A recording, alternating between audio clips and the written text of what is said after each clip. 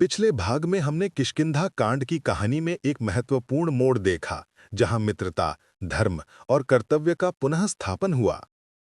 सबसे पहले हमने अयोध्या के गहन शोक को एक विस्तृत फ्लैशबैक में देखा, जहां महाराजा दशरथ ने राम के वियोग में प्राण त्याग दिए, रानी कौसल्या का हृदय विदारक विलाप और कैकई को सुमंत्र तथा सिद्धार्थ से मिली कठोर फटकार। ये फ्लैशबैक राम के वनवास और उनके धैर्य की कीमत को दर्शाता है। वर्तमान कथा में सुग्रीव की लापरवाही से क्रोधित हुए लक्ष्मण के शांत होने के बाद सुग्रीव ने तुरंत कार्यवाही शुरू की। उन्होंने राम से क्षमा मांगी और अपनी विशाल वानर सेना को सीता की खोज में चारों दिशाओं में रवाना किया। सुग्रीव ने अपने निर्वासन काल के दौरान अर्जित विशाल भूगोल ज्ञान का प्रदर्शन करते हुए प्रत्येक दल को उनके खोज क्षेत्र का विस्तृत विवरण दिया। सीता की खोज के मिशन में सबसे महत्वपूर्ण क्षण तब आया जब श्री राम ने अपने सबसे विश्वसनीय सेवक हनुमान को अपनी पहचान के प्रमाण स्वरूप अपनी मुद्रिका यानी अंगूठी सौंपी। यह मुद्रिका हनुमान के महाप्रस्थान की आधिकारिक शुरुआत थी। जैसे ही 1 माह की समय सीमा समाप्त हुई, पूर्व, उत्तर और पश्चिम के दल सीता का कोई भी सुराग लिए बिना निराश होकर लौट आए। अब सारी आशा केवल दक्षिण दिशा के दल पर ही टिकी थी। ये दल विंध्याचल पर्वत के पास भटकते हुए एक मायावी गुफा यानी ऋक्ष बिल में प्रवेश कर गया, जहां समय का कोई बोध नहीं था। स्वयं प्रभा नामक तपस्विनी की सहायता से वे वहां से सुरक्षित तो निकले, लेकिन बाहर आकर उन्हें पता चला कि समय सीमा समाप्त हो चुकी है। युवराज अंगद ने वानरों को आत्महत्या करने के विचार से रोका और कर्तव्य का स्मरण कराया। अब वे सभी विशाल दक्षिणी सागर के तट पर हताश खड़े थे, जहां से लंका तक पहुंचना असंभव लग रहा था। अगले भाग में हम देखेंगे कि कैसे हनुमान इस असंभव बाधा को पार करने के लिए प्रेरित होते हैं और सागर को लांघने की तैयारी करते हैं। युवराज अंगद, हनुमान और जांबवान सहित पूरा वानर दल दैत्य मय द्वारा निर्मित मायावी ऋक्ष बिल या कृष्ण गुहा के भीतर गहन अंधकार और आश्चर्यजनक वैभव के बीच फंस गया था। वहां उन्हें समय का कोई बोध नहीं था। भूख और प्यास से व्याकुल ये वीर वानर अंत में स्वयं प्रभा नामक तेजस्वी तपस्विनी के समक्ष पहुंचे। वानरों ने स्वयं प्रभा को अपनी पूरी कहानी सुनाई। श्री राम का दुख, सीता माता की खोज का महान उद्देश्य और कैसे वे समय सीमा की चिंता में इस गुफा में प्रवेश कर गए थे। स्वयं प्रभा, जो राम के कार्य की पवित्रता और वानरों की निष्ठा से प्रभावित थीं, उन्होंने उन्हें बचाने का निर्णय लिया। उन्होंने कहा, हे वीरों, यह स्थान माया से भरा है और यहाँ कोई भी अपनी इच्छा से बाहर नहीं निकल सकता। जो एक बार अंदर आता है वह काल के बंधन से मुक्त हो जाता है, परंतु मैं तुम्हें श्री राम के कार्य की पूर्ति के लिए अपने तप की शक्ति से यहाँ से सुरक्षित बाहर निकालूंगी। स्वयं प्रभा ने अपनी आंखें बंद की और अपनी तपोशक्ति का आह्वान किया। उन्होंने सभी वानरों को अपनी आंखें कसकर बंद रखने का आदेश दिया। वानरों ने आज्ञा का पालन किया। एक क्षण में ही दैवी ऊर्जा के एक तीव्र झटके के साथ वे उस मायावी अंधकार से मुक्त हो गए। जब वानरों ने अपनी आंखें खोलीं तो वे चकित रह गए। वे स्वयं को एक विशाल समुद्र तट पर पा रहे थे, जहां दक्षिण सागर की लहरें किनारों को छू रही थीं। उन्होंने तुरंत चारों ओर देखा, लेकिन स्वयं प्रभा वहां से अंतर्ध्यान हो चुकी थीं। वानरों को अपनी मुक्ति पर राहत तो मिली, लेकिन सागर की विशालता और 1 माह की समय सीमा समाप्त होने पर उनके मन में गहरा भय और निराशा छा गई। मायावी ऋक्ष बिल से बाहर निकलने के बाद युवराज अंगद और उनके वानर सैनिक स्वयं को विशाल दक्षिणी सागर के तट पर हताश पा रहे थे। उन्हें ज्ञात हो चुका था कि 1 माह की समय सीमा बहुत पहले ही समाप्त हो चुकी है और वे सीता माता का कोई सुराग नहीं ला पाए हैं। सामने अथाह समुद्र था और पीछे वानर राज सुग्रीव का मृत्युदंड का कठोर आदेश था। गहन निराशा से भरे वानर एक दूसरे से कहने लगे कि अब किष्किंधा लौटना मृत्यु से भी बुरा होगा। सुग्रीव ने स्पष्ट कहा था कि यदि वे खाली हाथ लौटे तो उन्हें राजद्रोह के लिए दंडित किया जाएगा। इस भयानक और हताश क्षण में युवराज अंगद, जो स्वयं बाली के पुत्र होने के कारण सुग्रीव से अपने जीवन को लेकर अत्यधिक आशंकित थे, ने एक गंभीर और अंतिम निर्णय लिया। अंगद अपने सेना के समक्ष खड़े हुए और निराशा भरे स्वर में कहा, हे वानर वीरों, अब हमारे पास 2 ही मार्ग हैं, या तो हम हम सुग्रीव के पास जाएं और निश्चित मृत्यु को प्राप्त करें, या यहीं इस पवित्र समुद्र तट पर अपने प्राणों का त्याग कर दें? मैंने राम के कार्य को पूरा करने में असफलता पाई है और मैं कृतज्ञता का कलंक लेकर नहीं जीना चाहता। इसलिए मैं इस तट पर आमरण अनशन, प्रायोपवेशन का प्रस्ताव रखता हूं। हम यहीं बैठकर तब तक अन्न जल त्याग देंगे जब तक हमारे प्राण नहीं निकल जाते। अंगद के इस अंतिम संकल्प ने वानरों में और भी गहरा शोक पैदा कर दिया। हनुमान और जामवान सहित सभी वानर इस निर्णय से सहमत हो गए कि खाली हाथ किष्किंधा लौटना उचित नहीं है। इस प्रकार निराशा से पराजित होकर वे सभी दक्षिणी सागर के किनारे कुश बिछाकर आमरण अनशन पर बैठ गए। दक्षिणी सागर के किनारे युवराज अंगद के नेतृत्व में सभी वानर सैनिक आमरण अनशन यानी प्रायोपवेशन के लिए बैठ गए थे। घोर निराशा और सुग्रीव के भय ने उन्हें पराजित कर दिया था। जब निराशा चरम पर थी, तब पवन पुत्र हनुमान, जो अपनी बुद्धि और धैर्य के लिए जाने जाते थे, आगे बढ़े। हनुमान ने अंगद को शांति से संबोधित किया। उनका स्वर अत्यंत कोमल था, पर उनके शब्दों में तर्क और बल था। हनुमान ने कहा, हे युवराज, हम सभी श्री राम के कार्य में सफल न होने के कारण दुखी हैं और सुग्रीव का क्रोध भी उचित है, परंतु एक वीर को निराशा और भय के कारण अपने प्राणों का त्याग नहीं करना चाहिए। हनुमान ने अंगद को राजधर्म और कर्तव्य का स्मरण कराया। उन्होंने कहा कि आपके पिता बाली महान थे और आप उनके पुत्र हैं। आत्महत्या करना केवल कायरता है, ये वीर का धर्म नहीं। आप युवराज हैं और आपका जीवन केवल आपका नहीं बल्कि वानर जाति का भविष्य है। यदि आप यहां प्राण त्याग देंगे तो यह सुग्रीव के लिए और भी बड़ा अपमान होगा और राम का कार्य अधूरा रह जाएगा। हनुमान ने अंगद को साहस और आशा की ओर मोड़ा। उन्होंने कहा कि अभी भी समय है, उन्हें अंतिम प्रयास करने की आवश्यकता है। हनुमान ने सलाह दी कि उन्हें निराशा को त्याग कर इस विशाल सागर को पार करने का मार्ग खोजना चाहिए। हनुमान ने आश्वासन दिया कि राम की शक्ति और उनके आशीर्वाद से कोई भी कार्य असंभव नहीं है। हनुमान के इन तर्कसंगत, प्रेरक और कर्तव्य से भरे शब्दों ने अंगद के मन में आशा की नई किरण जनाई। अंगद ने अपने आत्महत्या के विचार को त्याग दिया और वानरों को खोज जारी रखने के लिए प्रेरित किया।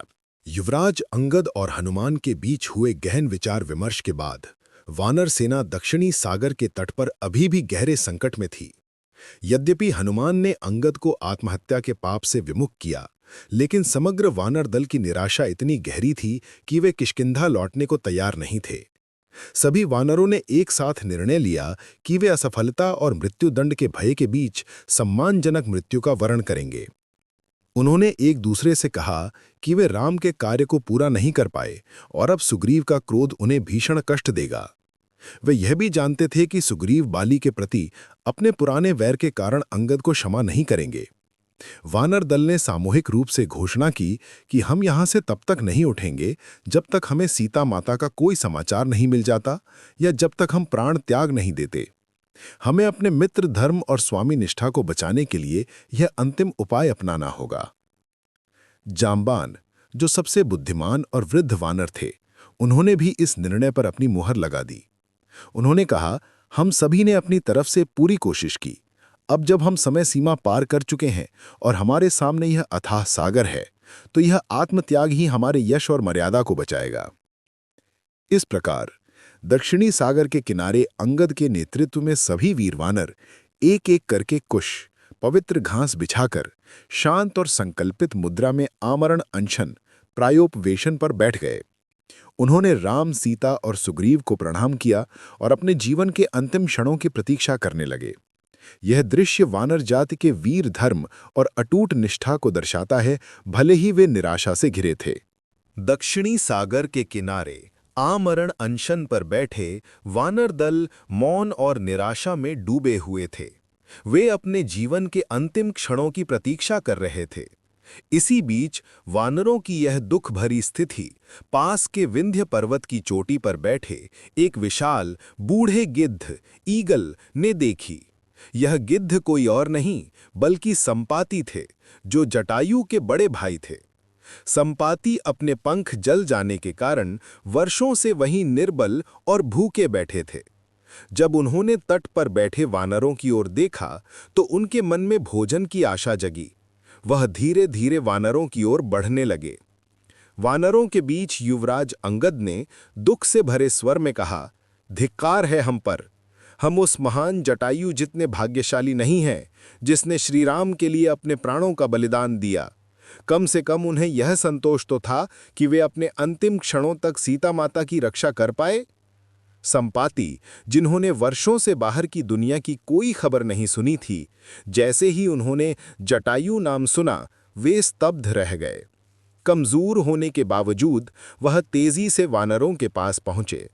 उन्होंने अपनी गहरी बूढ़ी आवाज में वानरों से पूछा, तुम कौन हो और तुम मेरे छोटे भाई जटायु का नाम क्यों ले रहे हो? क्या मेरा प्रिय भाई जटायु अब नहीं रहा? क्या उसने अपने प्राण त्याग दिए हैं?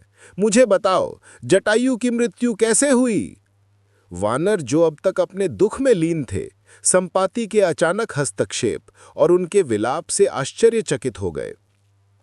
संपाति ने उन्हें बताया कि वह और जटायु सूर्य के करीब उड़ने की होड़ में सूर्य की गर्मी से जल गए थे और तभी से वह यहाँ असहाय पड़े हैं। जब वानरों ने संपाति को विस्तार से बताया कि कैसे रावण ने सीता का हरण किया और कैसे जटायु ने सीता को बचाने के लिए रावण से युद्ध किया और वीर गति को प्राप्त हुए, तो संपाति तीव्र दुख और शोक से भर गए। जटायु की मृत्यु का समाचार सुनना कथा में एक निर्णायक मोड़ था, जिसने निष्क्रियता में डूबे वानर दल को फिर से उद्देश्य दिया। जब संपाति ने अपने भाई जटायु की वीर गति का दुखद समाचार सुना, तो उनका हृदय शोक से विदीर्ण हो गया। उन्होंने अपने भाई की वीरता की प्रशंसा की, लेकिन स्वयं के असहाय और निष्क्रिय पड़े रहने पर पश्चाताप किया। संपाति को जटायु के बारे में विस्तार से बताने के बाद युवराज अंगद ने अपनी और अपने वानर दल की दुर्दशा को संपाति के सामने रखा। अंगद ने संपाति को प्रणाम किया और कहा, हे पक्षीराज, हम सभी श्री राम के सेवक हैं, जो साक्षात धर्म के प्रतिरूप हैं। हमारे राजा सुग्रीव ने हमें सीता माता की खोज के लिए 1 माह की समय सीमा दी थी। हमने अपनी पूरी शक्ति और लगन से खोज की, लेकिन हमें कोई सफलता नहीं मिली। अंगद ने विस्तार से बताया कि कैसे वे ऋक्ष बिल में फंस गए और कैसे वहां समय व्यतीत हो गया। उन्होंने कहा कि अब वे समय सीमा पार कर चुके हैं और खाली हाथ किष्किंधा लौटने का अर्थ सुग्रीव के हाथों निश्चित मृत्यु है। अंगद ने कहा कि इसी कारण उन्होंने इस पवित्र समुद्र तट पर आमरण अनशन का निर्णय लिया है। उन्होंने संपाति से निवेदन किया कि वे जटायु के भाई हैं और पुराने ज्ञान के धनी हैं, इसलिए वह उन्हें उपदेश दें कि उन्हें क्या करना चाहिए। संपाति, जो अब तक केवल अपने भाई के दुख में थे, अब वानरों की इस निष्ठा और संकट को देखकर द्रवित हो उठे। उन्हें एहसास हुआ कि ये वीर सैनिक राम के महान कार्य में फंसे हैं। संपाति ने उन्हें सांत्वना दी और जटायु के बलिदान से प्रेरित होकर उनकी सहायता करने का संकल्प लिया। अपने प्रिय भाई जटायु की वीर गति का दुखद समाचार सुनने और युवराज अंगद से वानरों की दुर्दशा जानने के बाद संपाति शोक से उभरकर कर्तव्य की ओर उन्मुख हुए। जटायु ने श्री राम के लिए अपने प्राणों का बलिदान दिया था और संपाति ने सोचा कि अब उनके लिए भी राम के कार्य में सहायता करना ही एकमात्र पुण्य होगा। संपाति ने अंगद और वानरों को सांत्वना दी और उन्हें आमरण अनशन का विचार त्यागने को कहा। उन्होंने कहा, हे वीरों, तुम भाग्यशाली हो कि तुम्हें भगवान राम की सेवा का अवसर मिला है। मैं अपने भाई के वध का प्रतिशोध तो नहीं ले सकता, लेकिन मैं तुम्हें वो सूचना दे सकता हूं जो तुम्हारे मिशन को सफल बनाएगी। संपाति ने वानरों से सीता माता के अपहरण का पूरा विवरण देने का आग्रह किया। उन्होंने कहा कि जब उनके पंख जल गए थे, तब वो यहाँ इसी चोटी पर गिर पड़े थे और तब से उन्होंने बाहर की दुनिया की कोई खबर नहीं सुनी थी। उन्होंने वानरों से पूछा कि क्या उन्होंने उस दुष्ट राक्षस को देखा है जिसने सीता का हरण किया और उनके भाई का वध किया। संपाति ने अपनी पुरानी शक्ति और दिव्य दृष्टि का उल्लेख करते हुए कहा, भले ही मैं अब उड़ नहीं सकता, लेकिन मेरी आंखों में अब भी वो तेज है कि मैं 100 योजन दूर तक देख सकता हूं। मुझे रावण और सीता के बारे में वो सब बताओ जो तुम जानते हो। अंगद ने तब संपाति को विस्तार से बताया कि कैसे रावण ने छल से सीता का हरण किया और उन्हें आकाश मार्ग से दक्षिण दिशा की ओर ले गया था। ये सुनकर संपाति ने दृढ़ता से कहा कि वो अब अपनी दिव्य दृष्टि का उपयोग करेंगे और वानरों को सीता का निश्चित ठिकाना बताएंगे। जटायु की मृत्यु के दुख और वानरों की निष्ठा से प्रेरित होकर संपाति ने उनकी सहायता करने का दृढ़ संकल्प लिया। उन्होंने अंगद से कहा कि भले ही उनके पंख जल चुके हैं और वे उड़ नहीं सकते, लेकिन उनमें अब भी दूर की वस्तुओं को देखने की एक अद्भुत और दिव्य दृष्टि शेष है। संपाति ने वानरों को शांत होने को कहा और अपनी आंखें बंद करके एकाग्रता से ध्यान लगाया। अपनी तेज और विस्तृत दृष्टि से संपाति ने संपूर्ण दक्षिणी सागर को पार किया और दूर क्षितिज को दृष्टि केंद्रित की। उन्होंने उस स्थान की खोज की जहां रावण ने सीता को छिपाया होगा। कुछ क्षण के मौन के बाद संपाति ने अपनी आंखें खोलीं। उनका स्वर अब उत्साह और निश्चितता से भरा था। उन्होंने अंगद और वानरों को सीता माता के बारे में विस्तृत और निर्णायक जानकारी दी। हे वानरवीरों, शोक मत करो, मैंने अपनी दिव्य दृष्टि से देखा है, तुम्हारी महारानी सीता माता जीवित हैं और वो यहाँ से 100 योजन लगभग 800 मील दूर विशाल दक्षिणी सागर के पार लंका नामक द्वीप पर स्थित हैं।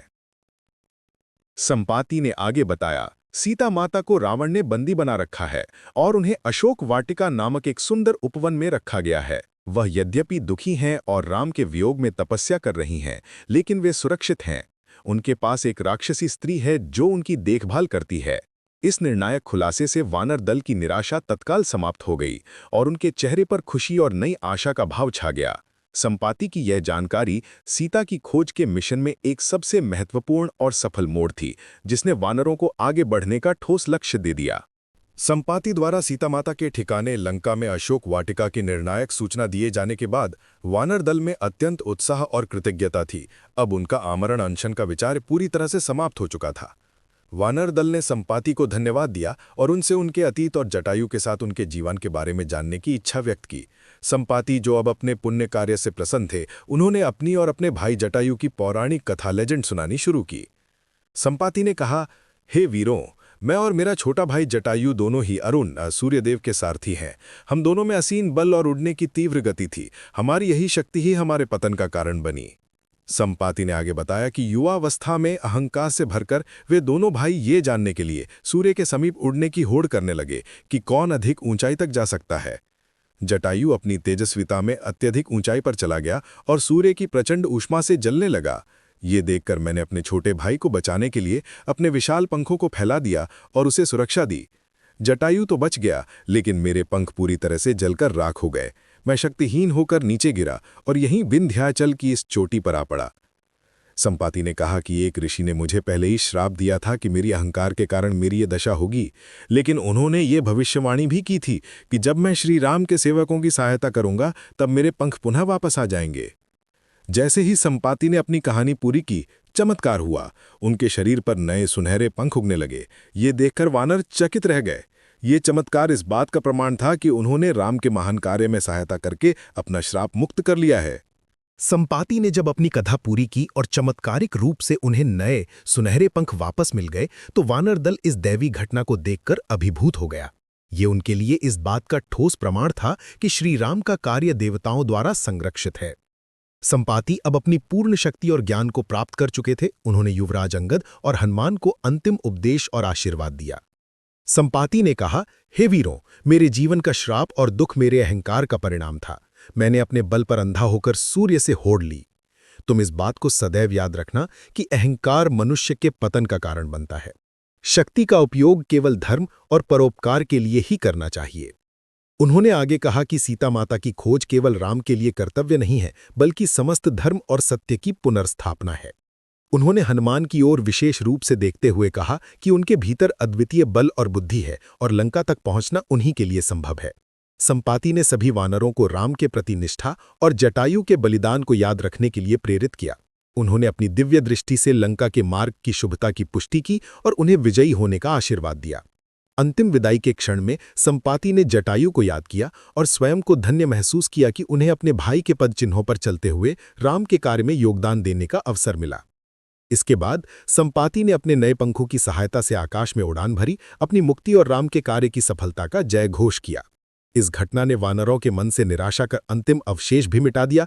उनके सामने अब एक ठोस लक्ष्य था, 100 योजन का सागर पार करके लंका पहुंचना।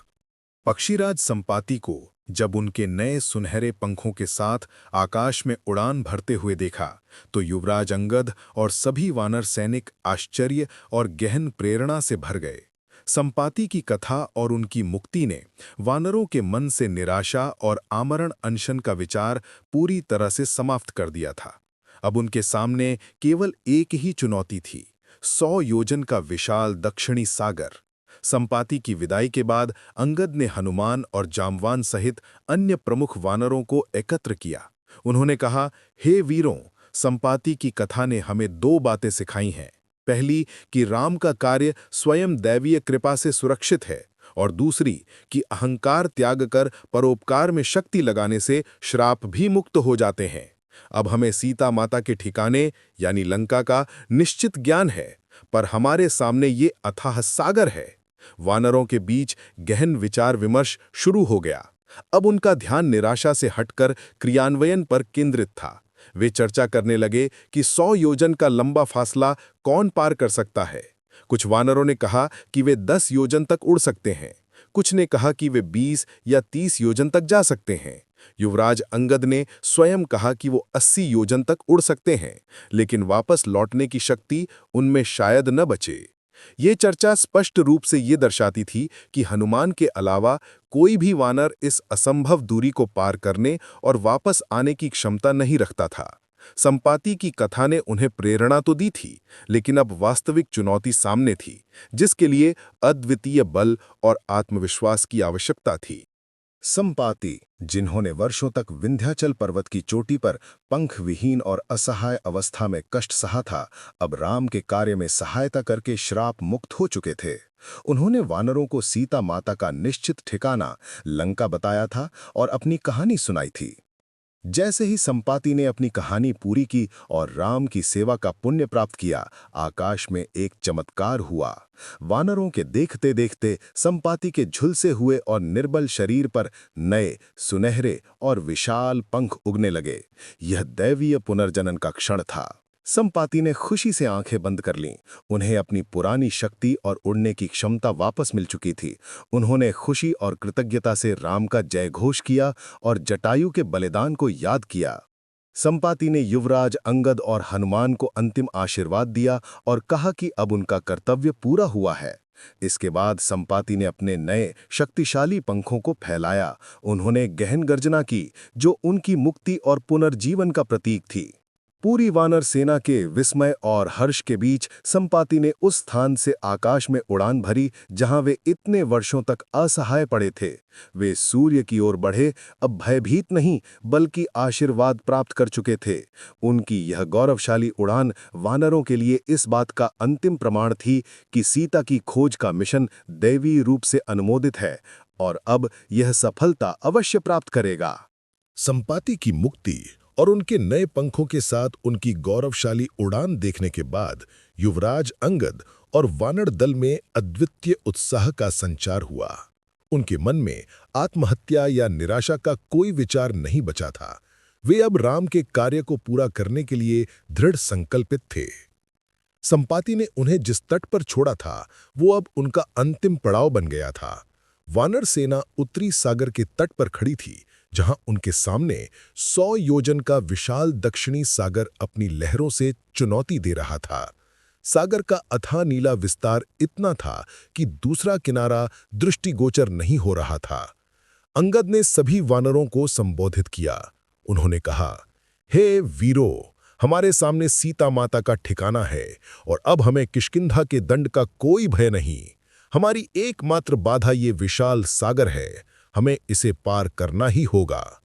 वानरों ने उत्साह से राम का जयघोष किया, लेकिन जैसे ही वे इस असंभव दूरी के बारे में सोचने लगे, उत्साह धीरे धीरे चिंता में बदलने लगा। वानर नेता एक दूसरे से कानाफूसी करने लगे। इतनी बड़ी दूरी कौन पार करेगा? पार करने का बल तो शायद किसी में हो, पर वापस लौटकर समाचार देने का बल किस में होगा? जामवान अपनी बुद्धिमत्ता में समझ गए कि ये क्षण असाधारण बल और आत्मविश्वास की मांग करता है।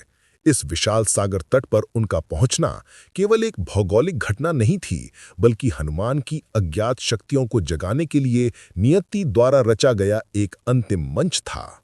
संपाति द्वारा लंका का निश्चित ठिकाना बताने के बाद युवराज अंगद के नेतृत्व में सभी वानर सेना दक्षिणी सागर के विशाल तट पर एकत्र थी। यद्यपि उनके पास अब लक्ष्य था, लेकिन लक्ष्य तक पहुंचने का साधन नहीं था। 100 योजन यानी लगभग 800 मील का अथाह सागर, जिसकी दूरी पार करने की क्षमता केवल दैवीय शक्ति रखने वाले प्राणी में ही हो सकती थी, वानरों के लिए असंभव बाधा बन गया। निराशा और भय फिर से वानरों को घेरने लगा। अंगद ने अपनी सेना को चुनौती दी कि वे अपनी क्षमता के अनुसार आगे आएं और बताएं कि उनमें से कौन सागर को लांघने में सक्षम है। एक एक करके वानर प्रमुख आगे आए और उन्होंने अपनी क्षमता बताई। नल ने कहा कि वे 10 योजन तक जा सकते हैं। शरभ ने कहा कि वे 20 योजन तक उड़ सकते हैं। अन्य वानरों ने अपनी क्षमताएं 30 से 40 योजन के बीच बताईं, जो सागर की विशालता के सामने नगण्य थी। जब युवराज अंगद की बारी आई तो उन्होंने भी अपनी शक्ति का सही आकलन किया और कहा, मैं 80 योजन तक उड़ान भर सकता हूं, लेकिन मेरे पास वापस आने का बल नहीं बचेगा। राम का कार्य केवल जाकर संदेश देना नहीं है, बल्कि वापस आकर सूचना देना भी है, इसलिए मैं ये कार्य नहीं कर सकता। इस गंभीर चर्चा ने सभी वानरों को भयभीत कर दिया। उन्हें एहसास हुआ कि वे अंतिम लक्ष्य के इतना करीब पहुंचकर भी अपनी शारीरिक सीमाओं के कारण हार मान रहे हैं। सागर की गर्जना उन्हें उपहास जैसी लग रही थी। आत्मसंदेह ने उन्हें पूरी तरह जकड़ लिया। अब सभी वानरों ने भय और मौन के साथ हनुमान की ओर देखना शुरू कर दिया, क्योंकि केवल वे ही शांत और आत्मनियंत्रित थे, मानो ये चुनौती उनके लिए कोई मायने नहीं रखती थी। दक्षिणी सागर के तट पर सभी वानर प्रमुखों ने सागर पार करने में अपनी असमर्थता व्यक्त कर दी थी।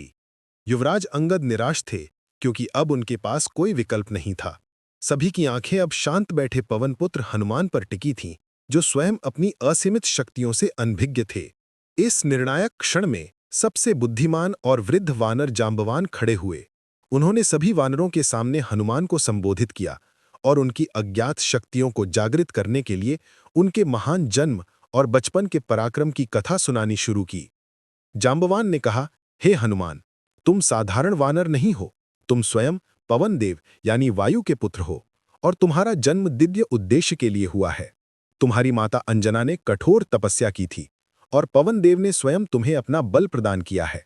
तुम अद्वितीय शक्ति, गति और बुद्धि के स्वामी हो।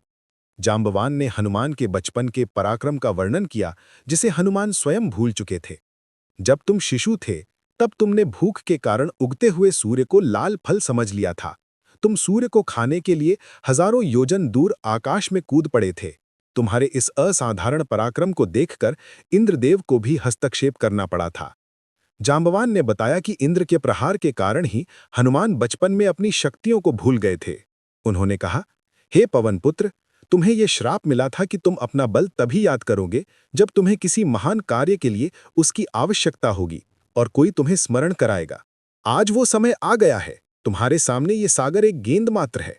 उठो, अपने पिता पवन देव के बल को याद करो। श्री राम के कार्य को सिद्ध करने के लिए इस असंभव कार्य को संभव करो। ये शक्तिशाली वचन हनुमान के कानों में पड़े और धीरे धीरे उन्हें अपनी विस्मृत शक्तियां याद आने लगीं। उनका आकार बढ़ने लगा और उनके चेहरे पर आत्मविश्वास और पराक्रम का भाव छा गया। जांबवान के प्रेरणादायक और शक्तिशाली वचनों ने हनुमान की विस्मृत शक्तियों को पूरी तरह से जागृत कर दिया था। हनुमान अब साधारण वानर नहीं, बल्कि अपने दैवीय स्वरूप में थे। उनके शरीर का आकार बढ़ने लगा, उनकी आंखों में अदम्य तेज आ गया और उनका मन श्री राम के कार्य को सिद्ध करने के अटूट संकल्प से भर गया। हनुमान खड़े हुए और उनकी गर्जना से दक्षिणी सागर का तट गूंज उठा। उन्होंने विनम्रता और आत्मविश्वास के साथ जांबवान और युवराज अंगद को संबोधित किया। हे वानर प्रमुखों, आपने मुझे धर्म और कर्तव्य का स्मरण कराया है और मेरी जन्मजात शक्ति को जागृत किया है। अब मैं ये प्रतिज्ञा करता हूं कि मैं इस विशाल सागर को अवश्य पार करूंगा। हनुमान ने अपनी क्षमता का अधिकार पूर्वक अभिकथन किया। उन्होंने कहा कि ये 100 योजन का सागर मेरे लिए एक छोटी खाई मात्र है। मैं इस पूरे ब्रह्मांड को अपनी बाहों में लपेट सकता हूं और लंका तो क्या, मैं स्वर्ग तक भी कूद सकता हूं। मैं इस सागर को कई बार पार करके वापस आ सकता हूं, या यदि आप आज्ञा दें तो मैं रावण को ही उसकी राजधानी लंका सहित उखाड़कर श्री राम के चरणों में ला सकता हूं। हनुमान के इस अभूतपूर्व आत्मविश्वास और दैवीय शक्ति को देखकर सभी वानर, जो क्षण भर पहले निराशा में थे, उल्लास और हर्ष से भर उठे। वे जय जयकार करने लगे, ये जानते हुए कि सीता माता की खोज का कार्य अब सफल होगा। हनुमान ने तब सागर को लांघने के लिए एक विशाल पर्वत शिखर पर चढ़ने का निर्णय लिया, जहां से उन्हें शक्तिशाली छलांग लगाने के लिए मंच मिल सके।